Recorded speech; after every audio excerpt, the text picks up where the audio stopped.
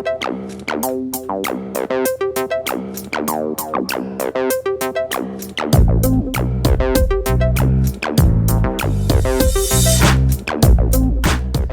poppin', everyone? Welcome to another episode of Remember When. My name is Jose. With me today are my boys Amir and Johnny. Say what's up, guys. Bada bang, bada boom. What's good? What's up, y'all? Amir and Johnny, we are going to be talking about the four elements and how they came together to create the perfect specimen. Mm-hmm. And what are those four elements, man? What are the four elements? What are those four elements? Wind, water, heart, go planet. Nah. Fuck yeah, bro. Wrong show. My bad. Four, man. Come on, man. Can't play us like that, bro. Which element goes first in the intro of Avatar the Last Airbender? Fuck. Water, earth, fire, and air. That's how it goes. Yeah, and those were the bending motions too. Just earth, water, air. YMCA. That's crazy. Starts macaraying for the airbender. Yeah, no, that'd be. Intro went from 10 out of 10 to like 4 out of 10. I ain't gonna lie. It was there. It was there. I mean, bending is practically a dance, so I mean, it kind of fits. Yeah, that's true. I don't know. It's just if we choreographed your exact movements, it would just, I don't know. I don't know, fam. I just wouldn't be able to take Fire Lord Zuko seriously if he's just going like this. If Iroh did that, he would have destroyed the whole room. Oh, absolutely, absolutely. So, which element would you guys choose? Gun to my head. If I had to choose one, I'm going Earth, bro. Earth is easy. Okay. Especially mostly thanks to Korra, but I go Earth. It's either because lava bending. That's too badass, dude. Oh, because the subset of Earth. Mm-hmm. Well, I mean, you also got metal and you got metal. You could argue sand. I don't know if anybody sand has bending. That does count. All that. That is part of the Earth. Isn't that just Earth? It's just like grounded up Earth, right? Because but I don't think it like was a specialty. Yeah, because there were the sand benders. The one. Oh, episode. No, facts. Yeah, facts. You got Earth is broken, dog. Look at you got just straight up rock. You got sand. You got metal, and you got lava. Yeah, but then there's my choice, which is water, and then it has blood bending, and that's OP overall. You ain't even wrong, dog. That's just broken. That's disgustingly broken. All the main villains, at least the memorable ones. I'm sorry, I'm just thinking Wasabi Puppet. Bro, that shit looked nasty when someone bloodbended. That was the darkest episode, I have to say. Yeah, that looked painful. Yeah, that was awful. How about you? What you choosing? Air, for sure. Because honestly, Aang sold me on airbending because the air scooter, or I don't know if you guys remember, he did this one crazy move where he did like, yeah, I don't know, he went like something like this and he airbended like a body mold of himself into like Fire Lord Zuko. Do you guys remember that technique? He only used it one time in the whole series, but it was so sick. Or even the fact that, I don't know if you guys remember the first episode when he literally asked the firebenders that had captured him. He said, "You guys ever been defeated by a guy that uses airbending?" They're like, "What are you talking about?" And then just kicks their ass with airbending. But it's so versatile, especially he's out here in Korra. I was gonna say like he was Korra able to fly. What sold me for the airbending. He was able to take away somebody's air and actually like kill somebody, which is crazy because I think he's the first airbender like canonically to get a kill. Bro, he was slapping Korra. I don't care what nobody said. Every time he pulled up, he was just slapping her around. Girl would go like full Avatar state, and this man's still slapping her with just air. I'm like, bro, how OP is this man? Yeah. One of the best, bro. Yeah, and plus, I feel like the subset for airbending is like spirit bending. You know how Aang was able to like, well, not just Aang, but him and Korra were able to do some spirit bending in the show. Yeah, because they're more like monks and nomads that are very spiritual. So, I mean, it makes sense. Like if you're very passive, but it seems like if you want to have more fun, you got to go with air. Oh, especially because you can fly. You got flying bison. Yeah, you got lemurs. You got Momo, bro. Got all of them. You got all those perks. Yeah. Well, if it isn't clear now, spoilers ahead. Spoiling. Yeah, we're spoiling the whole show. We're spoiling the whole show. We're going to talk about the best moments, the saddest moments, the funniest moments. If you haven't watched the show at this point, watch it right now. If you get spoiled, that's your own damn fault. Mm-hmm. Mm-hmm. And if you haven't watched the show, honestly, pause this episode right now and go binge watch, high key, and then come right on back to us. We'll be here waiting for you. Yeah, welcome you with open arms. I think I looked it up. It was only like 24 hours. So binge it. You could literally binge it in one day, 24 hours straight, marathon. Do it right now. If you could watch Game of Thrones, you can do this. Trust.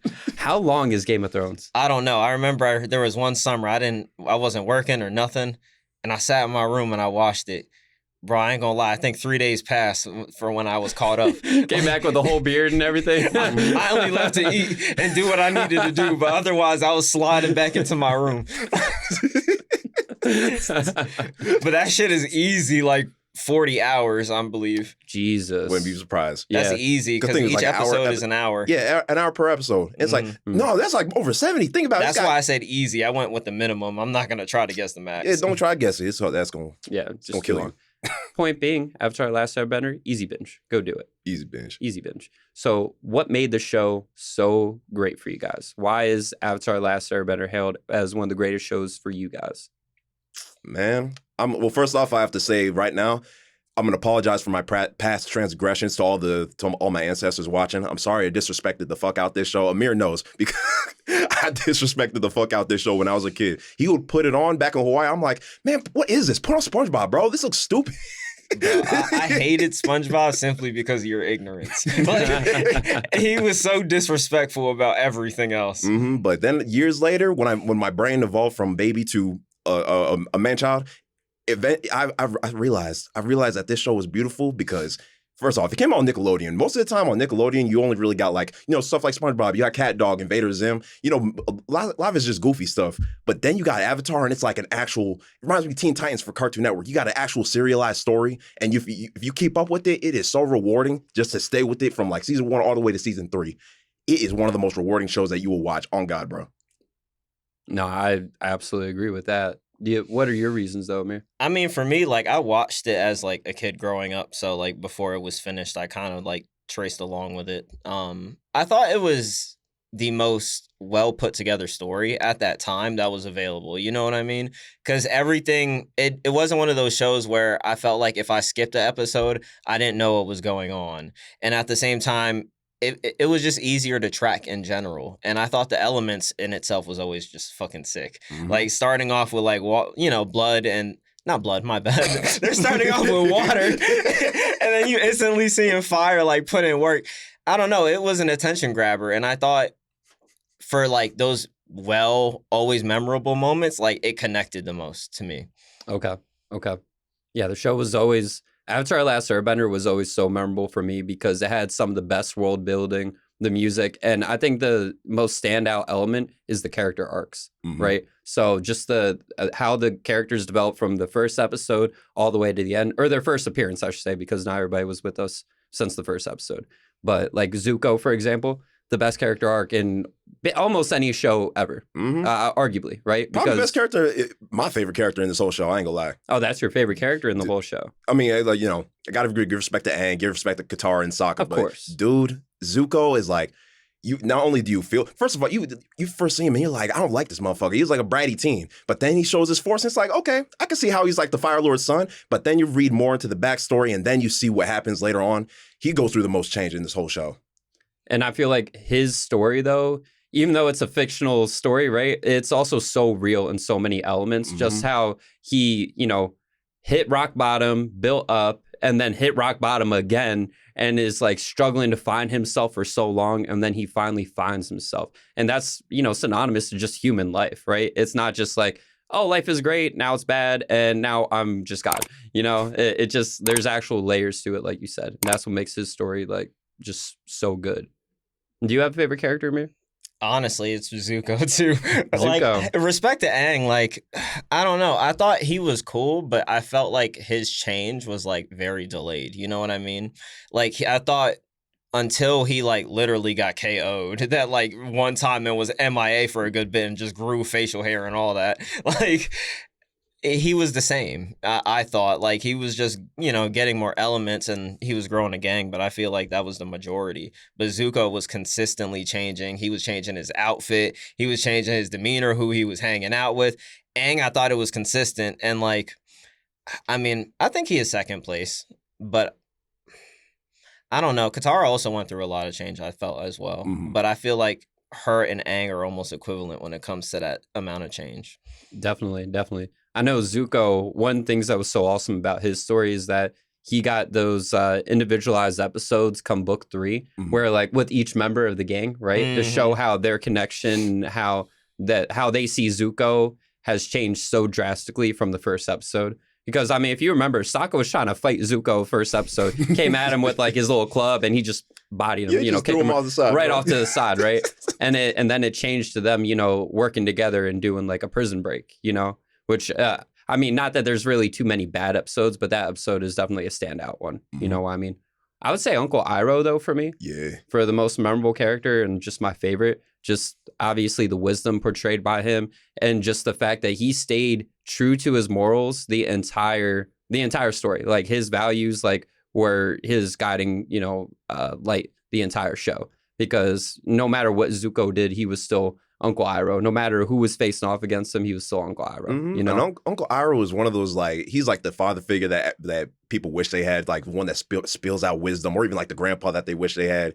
Dude, like, anything with Uncle Iroh makes me, like, emotional. I'm like, man, I love this dude. Like, he's probably one of my favorite characters in fiction. Like especially because you have a good side of him, but then you have, like, the really mean side. And remember when I think it was a season finale of book 1, when he pulled up to Zhao, and he's like, Zhao, I swear to God, if you kill that fish, I will burn you. Like, I will do more. I'll do exactly what you did to that fish, but more. Like, bro, he has, like, the dual sides to him. Because remember, don't forget that this man was, like, a whole, like, tyrant back in his day. He probably killed some people, bro. And that's what I'm saying about character arcs, right? Because like when you go into his background in the show, they showed him taking over Ba Sing Se.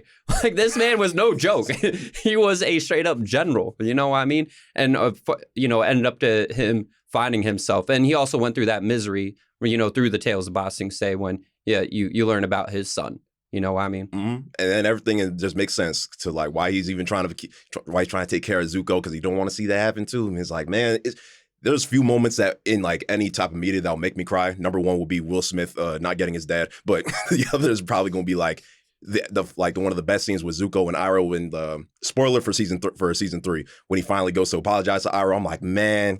Can never watch that shit without crying, dude. Like, it's powerful. Like, it's one of the most, this is what I mean by this show is rewarding. If you stick with it and see how everybody changes it and see how it pays off in the end, it's beautiful. It's absolutely beautiful. For a Nickelodeon show, especially at that time, that's beautiful. That's beautiful. And that's crazy because, like, I'm just listening to you guys and it's the side characters almost. I know they're still main characters, but like they're separated from the main gang. And those are the two iconic characters that you guys first remember and have the most memories with. It just shows like how different the show was in comparison to all the other shows at that time, because you don't see that type of variety, And Grant, first season was dark too. Like I forgot, like, because usually in the first season of like any of these type of shows, you don't really expect it to be like really that dark. Maybe it might be playful, because especially it's like Avatar, it's on Nickelodeon, it's supposed to be for kids. But even on the first episode, you're seeing like you're hearing about like 100 years in the future for like Aang. He's like, oh shit, all my people are dead. Like all my people are gone. You're hearing about Katara and her mother getting destroyed by the Fire Nation. You got all this backstory, and you're like, man, what? This world's pretty fucked up, but thankfully it's on Nickelodeon, not on like HBO. Because imagine. Yeah, the bloodbending would have been in every episode if it was on HBO. Coming out their mouth. Yeah. Waterbending itself would be very, drowning people every single time. Oh, like, yeah, tidal waves, crazy. Water slicing your neck. Yeah, it would have been insane. Fire Nation, oh, Lord. Bro, Aang probably would have been cutting heads off with that air shit, bro. Because he was destroying, like, and I remember in the sand episode, he was destroying all those, the sand vehicles that they would use. He was cutting them bitches in half. Oh, yeah, that was true. That or he just takes away your breath. Yeah, that's true. I think that's more brutal, yeah. So my favorite Avatar state moment for him has to be the end of book 1 when he combined with like the moon spirit, or like was it Tui and La, I think is what their names were? Yeah, I think so, probably. Yeah, like the koi fish. The koi fish. Yeah, the koi fish. The light koi and the dark koi. Yeah, when he turned into that water monster, that was the hardest Avatar state. I don't care what anybody says. Honestly, even beats out the Sozin's Comet one, which is like pretty. That's nasty, bro. That's nasty. That is ballsy. My man was in the ball and he had all the elements surrounding him. Yeah, that's what I'm saying. That one was crazy. Bro. That one went crazy, but I get it though. Yeah, it's a good well, moment. you gotta think he took down a whole fleet, right? I mean, mind you, that this man had the power to destroy the world, right? But he took down fleets of ships, right? He took down armies. Like, he took down, well, I would argue, a quarter of the Fire Nation, right? I think that was his most destructive. Yeah, that's what I'm saying, is that he just, like, could not, and because he was surrounded by water, how are you going to stop him? How, like, if you explain that to me, how are you going to stop him in that form? Who's going to stop me? Yeah. Bro, I'm just saying, I think that was the hardest Avatar state. But you guys both say Sozin's Comet? Sozin's Comet easily. That was crazy. That was really crazy. Because, I mean, other than Sozin's Comet in the end of season 1 finale with the Moon Spirit, he didn't really go all out on any other Avatar states, because there was the one in the Sand Village. There was when he got on the first episode of season 2 when the guy tries to get the Avatar state out of Aang, like trying to find a way to trigger it. But I mean, he was destructive on that shit too. But other than that, Sozin's Comet easily, because that's him at full power, and that shit is nasty, dude. It is crazy. Well, season 1 had a really cool Avatar state, or at least I would argue it was the Avatar state, right? When he turned into Avatar Roku and like at the Fire Temple. Oh, you know what I mean? Yeah, which. I think he only ever did that one other time with Avatar Kyoshi, right? Yeah, when they were doing the little trial episode. Mm-hmm. But yeah, honestly, I kind of wish they did that more often. Mm-hmm. I wish they did like where you could transform into like one of your older forms or whatnot, because like, I don't know, Avatar Roku was kind of ill, bro. he was kind of ill. Man was fighting volcanoes. Like, that's crazy. See, I'm a big fan of the Avatar state, but I find it so funny how like usually it takes some time for them to get there, and half the time it's usually thankfully that everyone else is like, God damn, like what's happening? Yeah. The one time like Azula was just like, nigga, nah. You see, Azula did what I think everybody should have done to the Power Rangers, just not let them transform. Like, you know, when they were like morphing, just being like, bah, you know, done. Right? That's exactly what Azula did. We're just like, I'm not, what? Get out of here. Like, no, I'm not waiting for that. Bruh. Because Katara would always get whooped trying to go into the Avatar state, way more than Aang, I thought, in my opinion. But that's also why I like Sozin's Comet, because I feel like, how you gonna learn all these elements and then like this? He was running up on Aang like he wasn't nothing. Mm-hmm. Let's be honest. Like at first, Aang was just running to God. He was like, "Someone help me!" Like, so the moment he got knocked into some rocks and started beating ass, I'm like, "Thank God," because I wanted this man to eat rocks all up in the nostrils, like for real. But I'm glad he did kick his ass in the beginning, because not Sozin, Ozai, you don't see that motherfucker till like season 3. Or at least you don't see his face. You feel his presence, and he doesn't make like he has speaking roles. But man, when you finally see him and you see him at full power and he's just whooping Aang's ass, I'm scared of that man, bro. Yeah. For a second, I'm thinking, man, Aang is gonna lose. It showed you the peak of building, or the peak of bending. You know what I mean? Like he really was like, just like, here's what a bender could be. You know? Yeah. And plus, man was flying. He was flying as a firebender. You know, like that's crazy. Hey, bro, that comment. Yeah. Mm-hmm. So one of the many layers of Avatar: The Last Airbender is the relationships in the show. Did you guys have a favorite relationship between characters in the show? Iroh and Zuko. I mean, that's immediately up like my top favorite. But okay. But we were explaining like Iroh and Zuko. Their whole family relationship that's perfect. One of the best like duos in TV history. Other than that, I mean, Aang and Katara. I mean, it's like, you know, it's two kids that both lost a lot of shit in their life due to the war, and they trying to make it through together. And meanwhile, she's trying to be a teacher, trying to be like guide Aang into the world. That's really good. That was a good relationship. I mean, yeah, that's probably my second favorite at least. Well, I have to ask the question: Zuko and Katara or Aang and Katara? I mean, I'll probably do Aang and Katara, bro. Aang Katara? I can't see the Zuko Katara thing. You can't see it? I just can't see it. I can't. Bro, like, in the cave? I know there were some instances, but like the whole time I was like, bro, there is no way. Because if he does it, just cut it out. There's no way. Because my man Aang would be like, I don't know, he'd be below like so many people at that point.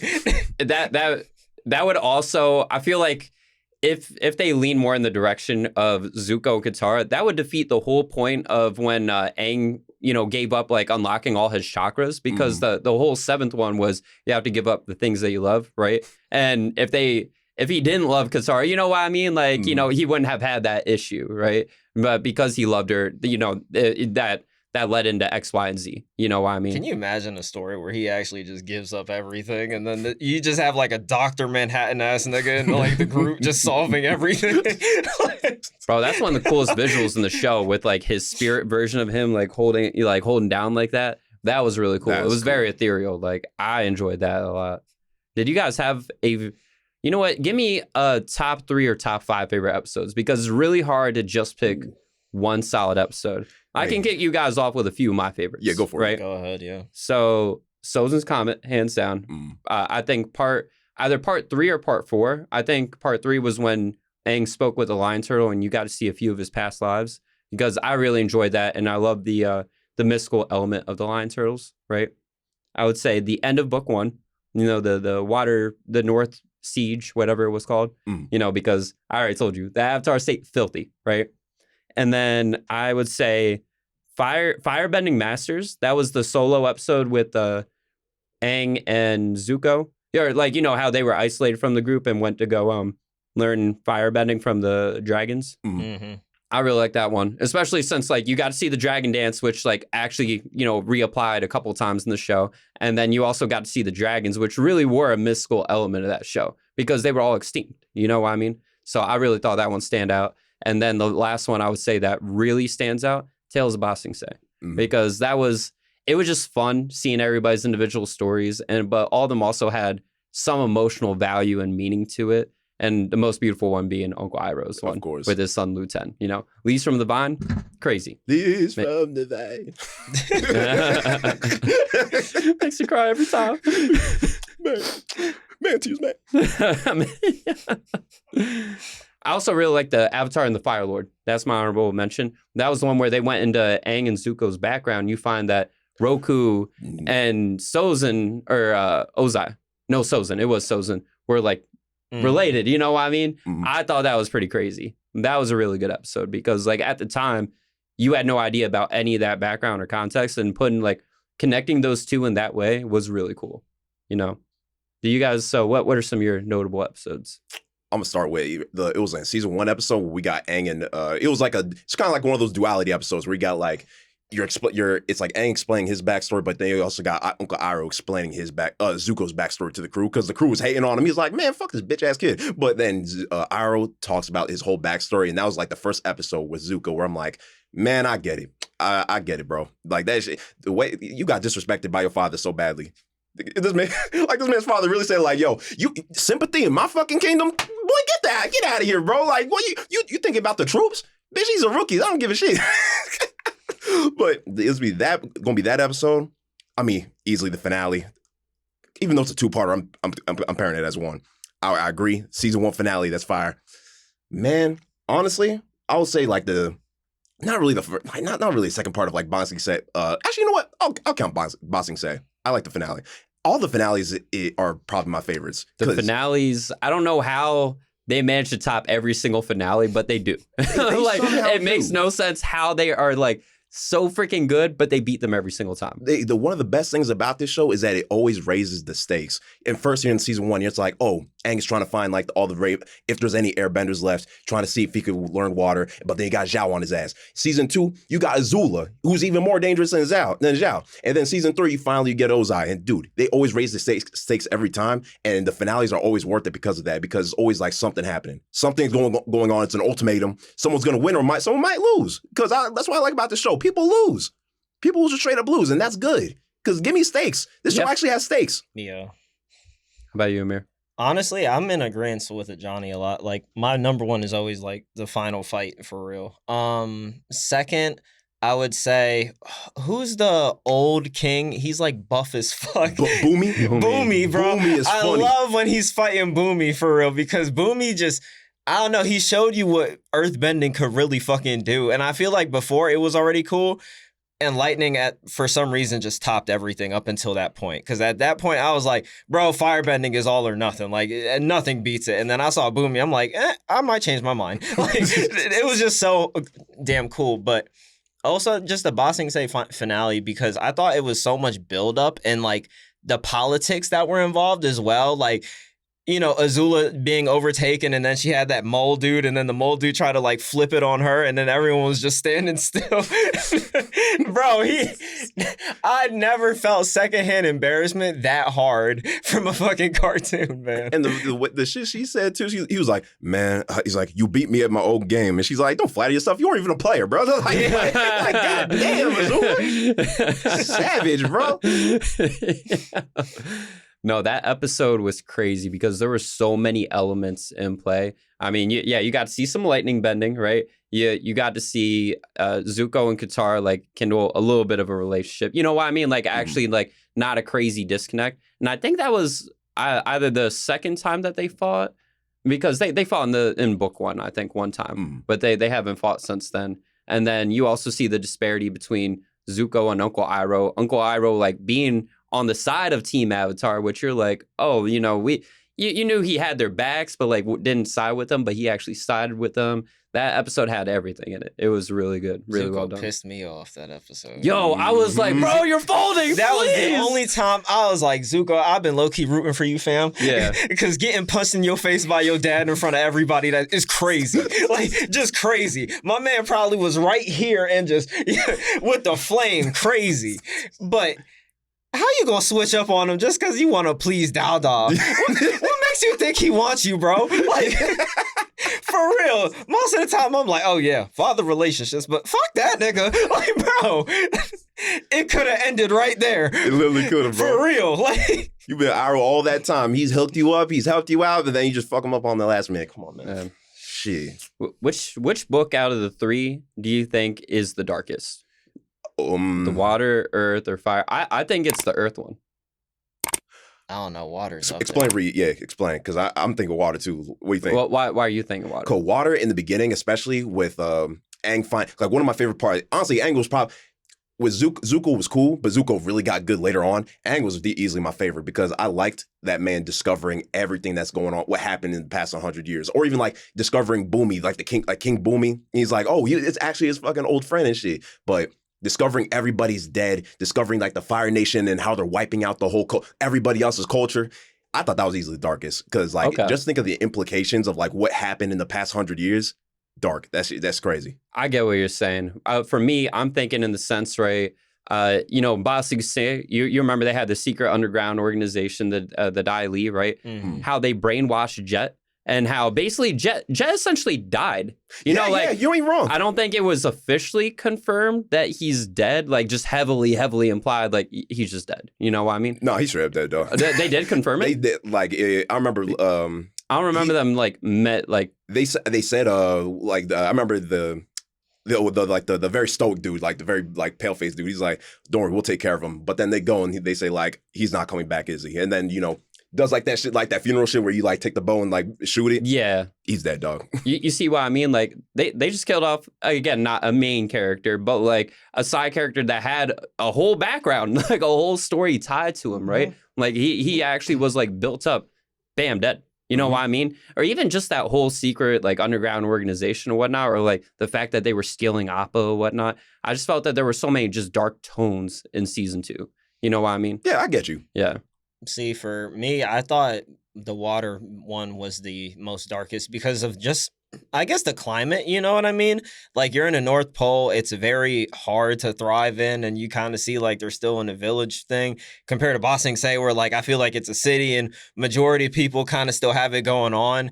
But, like, the firebenders were coming in, just ransacking folks. You seeing dead people everywhere. Like, the kill count's crazy. Like you said, when he raged out, he took out fleets. And, like, people were just dying left and right for no reason. And then I will say the Earth one is definitely 2 for me. But I don't know. I just felt like so many people died. And, like, because of how many, you know, what could have happened, and like the build up of Jet too, because he was introduced in the that book was the water one, right? Yeah. And wasn't he like slaying people? Yeah, I mean, technically, yeah. Yeah. They heavily implied that this man was just slaughtering people, and then like they rolled around and they're like, "Chill, fam." Like he was about to kill that old man. How much you want to bet? He did like that 5 times over. Yeah. See, I didn't feel bad when they got rid of him, to be honest, because I was like, yeah, but like this man also kind of. He wasn't a heart of gold. You got sins, bro. You do got sins. That shit catches up.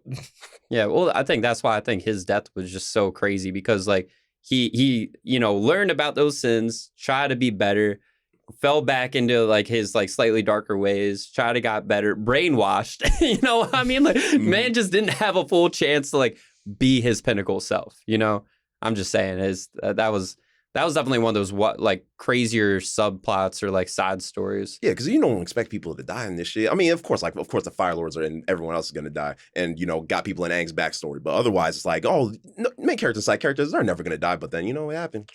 Well, so I agree. Sparky Boom Boom guy, he died. You remember him? That was the third eye dude. Oh yeah, my man, the combustion man. I mean, that was what Sokka called him. You got exploding beams coming. You got exploding beams coming out your head. You think that ain't gonna backfire one day? Like it's just gonna be okay. You could just do that.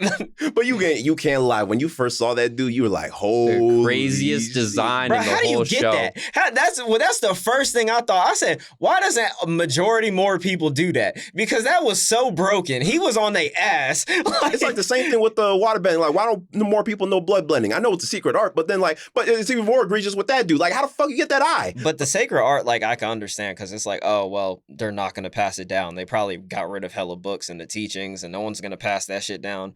But the eyeball shit, like, he just pulled up and everybody was cool with it. Like, Tien? Oh, it's cool. Like,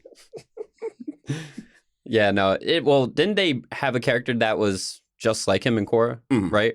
So it makes you ask the question, like, is that an actual tribe? Because at first I thought it was just like he was just born a freak. You know what I mean? Just an anomaly. And then all his like metal parts and whatnot. I think in Avatar Extras, that's the one where they have the little like speech bubbles or like text on there. It literally had said that he got all his like, the reason why he's that way is because he fought, he used to be a Fire Nation soldier and then got like blown up, and then they like tried to heal him and whatnot. And so they used like modern technology, and that's why he has all those like replacement parts on him. That's pretty cool. Yeah, which is pretty wild. I think he just has the coolest design in all characters like in the show. Did you know that I think it was in book 1 in season or episode 13? It was in the Bato of the Water Tribe episode, right? There was I think it was June. That was the girl with like the anteater like snout creature, you know what I mean? That was like sniffing out the Avatar. She arm wrestled a guy that looked a lot like Ryu. Yep. I forgot. I know. Isn't that crazy? That's pretty cool. I was like, that's neat. I like that. I got someone who knows some good culture. They got someone on that team. It had some flavor. How did you guys feel about the spirit world in the show? Like I said, there's so much world building that Avatar does right, which is honestly one of the many reasons why I gravitate towards that show. And the spirit world was like, in Avatar the Last Airbender, it was very rare that you got to like glimpse into it and like really see what was going on there. Like 4 or 5 times. Yeah, which made it special anytime they dove into that topic or really explored that. So how did you guys feel about the spirit world and how it was done? That reminded me that this is another one of the dark moments in season 1. The dude, probably my favorite spirit design, the face stealer, like the dude who got like 1,000 faces. Oh my god! Yeah, Ko though. That dude looked crazy, and I love the whole like you can't show emotion or else he's gonna straight up steal your face. And I remember that man straight up told Dang like it's been a while since I've taken a child's face. I was like, God damn, dude, that's vicious. You know, I think that does feel into the argument that book 1 was the scariest. Yeah, because bro. That was pretty creepy. I do remember that. That was crazy. He ended up getting the Mandrel's face too at one point, being like, dude, like nobody's safe from him. Man, just talking around you, just swapping faces like it's normal, bro. What? Bro, get away from me. You be jump scaring Aang, trying to make him react like it's like, wait, are you about to make an emotion? Like, man, that is easily like the coolest, scariest design. The owl in season 2 with the library. I don't think he was a spirit, right? No, he wasn't a spirit, but he was. I think he was technically considered a spirit. Yeah. I know the foxes were spirits for sure. Yeah. The fox was spirit, and you got the panda bear. It was rare, and that's what made it more special. Like you say, like it made it way more special just to see it because like it's like one of those things that he's got to attune to. I don't really mind what they did with the Korra, but it's like they've made it very present there. Like it's cool that they expanded upon it there. But I was like, kind of show don't tell. You don't really need that much. I feel like you could have done much more if you had just built off of what the original had. Because I felt like it made the world feel like it had gods in it. You know what I mean? Like there was beings that could just mess things up if they felt the need to, or if they got to the other side, if that's possible, So I thought it was interesting, and their lack of show, I thought made it, the most memorable part of like Aang's ability to kind of go back and forth. I absolutely agree with that. It's just sometimes less is more. You know what I mean? Yeah. And kind of going on what you said with Korra is that, they kind of dove into it a little too heavy. At the same time, it was unexplored territory, you know, so they had the right to do that. But it kind of like devalues it in a sense where like it doesn't feel like this like fantastical region that like hasn't been explored like in the world yet. It's just another thing. Yeah, it's just another thing. I do think book 1 was the most spiritual out of all the 3 because you got to see a lot of cool things that you don't normally see. Like when what was it? I think it was episode 2, maybe 3 or something like that. But you remember when all the like temples that with like basically shrines to the Avatar or whatnot had the beam of light go up in the air? Mm-hmm. You've never, like, other than the Fire Nation temple, you didn't see any of those other temples. You never saw the Earth one. You know, you never saw the Water one. I'm like, I have no idea where they're at. Like the one dude, he saw it was like a tapestry of 5 avatars. We don't know who any of them are other than Kyoshi. Yeah, the only ones that they only went far back because the air is the last one in the cycle. You got fire, which is not Kyoshi. I'm blanking. Roku. Yeah, Roku. You got earth, which got Kyoshi. Didn't touch into the water one. Whoever was the last one was. They did for like not even like a minute. That was like at Sozin's comment when they talk about Kuruk. Oh yeah. He was. They talk about him in the books actually because I've read the Kyoshi books. So like they dive a little bit more into his stuff over there. Are they like novels or like actual like books or like graphic novels? They're like 300 plus pages, bro. Sheesh. Lord. Yeah. Damn. No, but like it's such a good read. It's really good. Avatar Kyoshi. I'm not going to spoil the book. Just this is the premise of it. Is basically she finds out, or she's like a kid and whatnot, and somebody else is declared the Avatar, who is not actually the Avatar. And so the book basically follows the story of like how they identify her as the Avatar, how she came about, her abilities, her background story, which is like really crazy. It's the polar opposite of any other Avatar that you could imagine. Like basically her family was like kind of started off on like a more bad side of life of society. So that's why it's like, it's pretty cool. That's pretty sick. Yeah, definitely read them. Definitely go check them out if you're curious at all and want more Avatar lore. Yeah, I didn't know those existed. Oh, you didn't? No. As of right now, there's 2 of them, and then the Avatar Yang-Chen novel. So that's the Air Nomad before Aang, or the Air Avatar before Aang. So they talk about her, and then a little bit of her predecessor, Avatar as well. So you get like nuggets of all the different avatars if you read them, and it's actually implied that oh, never mind. I won't spoil that, but I won't ruin that. But do you guys have a favorite fight? I mean, I think the easy cop out. We're gonna scrap this one. Yeah, the finale. Yeah, we can't say that. We can't say we it's won't. too easy. We won't choose that one. Do you guys have a favorite fight outside of that? Easily, Aang versus Ozai. That's easily my favorite fight. Okay. Yeah, no, I'm playing. But like when Zuko was breaking Aang out with when he was the blue spirit, I thought that was pretty cool. I forgot how long that fight was too. It was like pretty lengthy.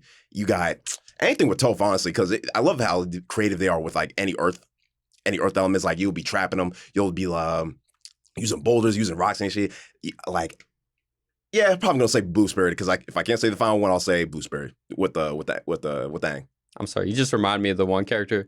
The boulder. Oh yeah, that dude was the boulder will not be moved, bro. When Toph, when Toph finally showed his shit, like it showed him what she can do, and you got them splits. He's like, ooh. Oh, when he hit the splits, he's like, ooh. Bro, that shit was so funny. I love that. Yo, shout out the boulder, bro. Shout out to the boulder. Underrated. Didn't he actually help them out on the Day of Black Sun, that episode, when they had like a crew of like all these people that they came by? It was just him and the hippo. That was crazy. Do you have a favorite fight, Amir? Zuko versus Azula. Ooh, oh yeah, that's a good one. That's like a good I one. just loved how it unrolled. It was just Azula just getting more and more crazy, rolling up into it. Zuko's just like, I'ma lay you out. Like it was just hard. it was just so hard to me. Dang, that's actually a really good one. Shoot, I can't think of anyone that tops that. Honorable mention though, when Avatar Kyoshi faced off again against Shang the Conqueror, when all she did was take off all his clothes with air and then just separate the island. Bro, separating an island is crazy. Bro, that's why earthbenders are broken, bro. Yeah, but she wouldn't have been able to move it without the other shit. How much you want to bet if this was like no hold bars, this should be causing like earthquakes and shit. Like, come on, man. I'm just saying that was the filthiest display of bending, bro. Like at that point in time in the series, bro, she really said, wham, just took split it apart. That's insane bending, bro. You made yourself a whole island. Like, what? That's absolutely insane display of bending. But yeah, probably the Zuko versus Azula fight would be number one. I do have to say that was a really good one. It was just hard, fam. Yeah. And plus he Zuko, you could tell he's a much better firebender at that point in time, because like you've seen him display his skills in the beginning, and he had a fraction of the knowledge, because like he didn't even know advanced sets in the very beginning. He was getting washed every time his sister pulled up. And plus like he started learning from the different elements, like Uncle Iroh. He taught him, hey, learn from the other elements. And you could tell by like the choreography, like when you see his bending motions, you could tell like what he's adopted from the other elements. He's still firebending, but like he, moves a little bit more like a water tribe member, moves a little bit like an earthbender, moves a little bit like an airbender or whatnot. It was cool because I think through him you saw the best show of like fire bending progress. Because the rest of them, like you see it through like Katara with water, earth. I mean, you kind of see, I don't know, Toph did her thing, but I feel like other people did way crazier things like Boomy and all those. I mean, she created metal bending. But that was later. That was later. For this one though, this one she did too. She was the first one. She did in season 2. Oh yeah, she did the armor joint. Yeah, she did the armor joint. She busted out the metal crate. But she only busted that out twice. I forgot. She turned the Metal Mario out of nowhere. Yeah. I remember that. She got the temporary power up. But she said herself she don't know how to use it. Oh yeah, true. So I just thought in terms of earth, like pure earth bending, like Boomy and other people did it better. But I don't know. Air, of course, Aang. Okay. Do you guys have a favorite non-bender in the series? Sokka. Sokka's the I love Sokka. I man, come on. Sokka's the G man. Give me Ty Lee any day. I can see. Yep. Because Ty remember, Lee is so hard. She came in, bro, and took away, like, temporarily, obviously, took away the bending. Bro, at that point in time, you were just like, oh shit, like, you could do that? You know what I mean? Like, that was crazy. That was before, like, you saw like blood bending or like this, energy bending. She just came in just like raw talent, just done. You know what I mean? She was one of the few people who could go toe to toe with benders. Yeah. It was just crazy. So I would say her. She's my favorite non-bender. I don't know. Eyeball nigga got it up there, bro. Is he technically a bender? Yeah. Is he? That's technically. I thought that was cheating bending. It doesn't count. That's not bending, it's combustion. It's just TN technique. It doesn't matter. Nah, I did like oh damn. I'm about to disrespect her. Who's Zuko's girl? May? Yeah, man. Yeah, I like she got the crossbows and shit. I just liked how assassin she was. Like, she just pulled out the pin needles and everything. I don't know. I loved ninjas growing up, so I just thought it was hard as fuck. Dang, now that you guys are going to pick Suki? Suki? Yeah. She's cool. She's like, this man said, she was in the series. What'd she do? No disrespect to Suki. She's cool.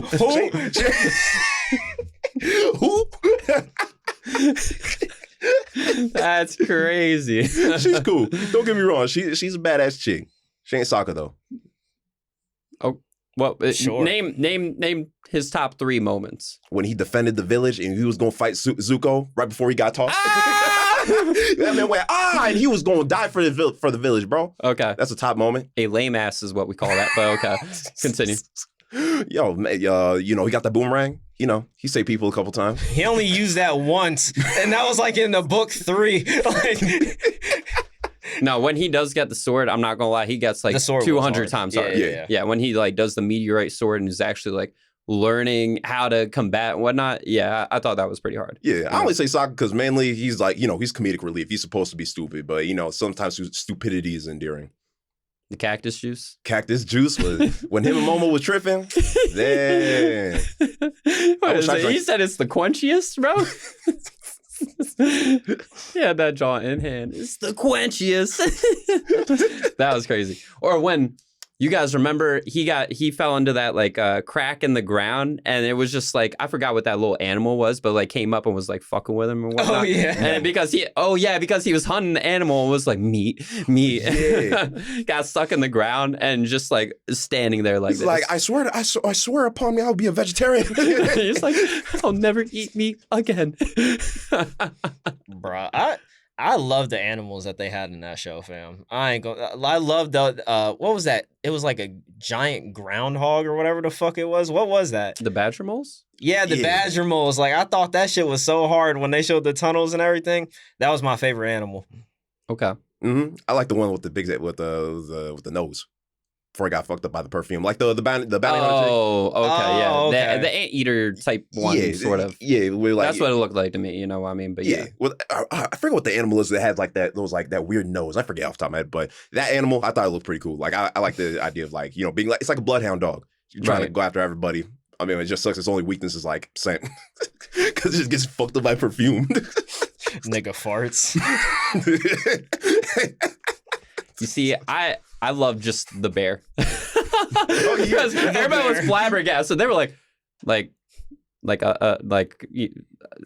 bear, and they were like, yeah, just a bear. They were like, no, that doesn't exist. That's not real.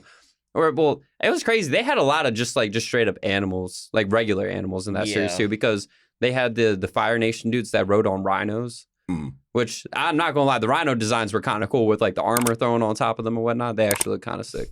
But I have to go with Sky Bison. I know it's the obvious pick, but it's just like clean design. They're tough, especially Appa with armor. Whoo, yo, that was crazy. Appa when he had the bottle or the battle armor. Yeah, that was nuts, bro. Yeah, man, could solo a whole squad, dude. Like he did. He needed that armor too, because the amount of times I saw flaming arrows just go like an inch above this man's head, I'm like, y'all ain't worried, like this man not airbending them away. Like, this is like, nah, we good. Oh, Appa was that guy. He was that guy. But shout out to Momo. We like y'all. We like you, Momo. Yeah, the riding salamanders is Azula got. Forgot about that shit, bro. Oh, those things did not stop, bro. Bro, them things they rode them babies for miles. The pioneers rode these things for days. Yo, those things were unstoppable, though. Like, low-key. They got their money's worth out of them shits. Yeah. So how does this show stand in, like, your overall shows of, like, all time? Like, when you think of TV, regardless if it's live action, animation, anime, or any of that, how does this show stack Is up? this categorized as a cartoon? Yeah. I would categorize Western it. cartoon. I just need to categorize it before I give my answer. You go ahead. You know what? For Nickelodeon, it's the best Nickelodeon show ever made. In terms of actual, like, with everything else, even then, it's still one of the best. It's one of those shows that you could, like, legit watch as, like, a 20-year-old, 30-year-old, 40-year-old, and you'll enjoy it. Because it's one of the few shows that can, like, have a level of maturity without saying, like, fuck, shit, damn, like, pussy and shit like that. Like, you are able to get everything you need out of the show because it delves into mature topics, but at the same time, it's, like, got whimsical charm. It's able to do a lot. Like, it stacks up really high up there, at least in terms of cartoons. Yeah, it does it all in a tasteful manner, Mm-hmm. And not every show can, guarantee that or say that, right? I mean, for me, honestly, I would argue top 10 shows of all time. Honestly, I put it probably as like number 5 in my top 5 because like I could put this as a background show any day of the week. I could watch this like honestly any point in time. Like if somebody has it on their TV, I'm never being like change this shit. Like you know what I mean? I would probably put it as like my number 5, just like all time, hands down number 1 favorite cartoon. I would say, it's universal. It is. It really is. How about you, Amir? Definitely in top 5. Easily like the best clean show I've ever watched. And I don't know. I feel like this also sets you up for like getting into anime too. It does. Because there is like slight differences, but other than like shooting people while they're transforming. Because I mean, to think about it too, like Western cartoons that were anime influenced. I mean, other than this and Teen Titans, what others were there? Because this is like one of the few ones that did that type of thing before it got popular with like in the 2010s. I feel like there's more. Like how it's like pseudo anime, like not quite anime, but like it takes a lot of elements and inspiration from anime. Mm-hmm. It's one of the few that did that at the time, and it worked. It worked completely. Oh, absolutely, absolutely. All the elements that they tied together were just blended perfectly. I agree with that. You guys have any final wise words of wisdom for everybody? Yo, watch Avatar right now. I don't care if you've already seen it like 50 times. You better go on Netflix right now and watch it, or go on your favorite website and go watch it. Do whatever you need to do. Even watch clips, dude. This is one of the best things that you could watch on TV right now. If you're an adult and you hate animation too, you're an old head, and you need to be labeled as an old head. Watch it. I don't care. You need to be educated. You need to be educated. Cartoons can be great too. That's on God. How about you, Amir? Go watch it if you got some time. Easily one of the best short stories you can ever watch. Like we said, bingeable in 24 hours.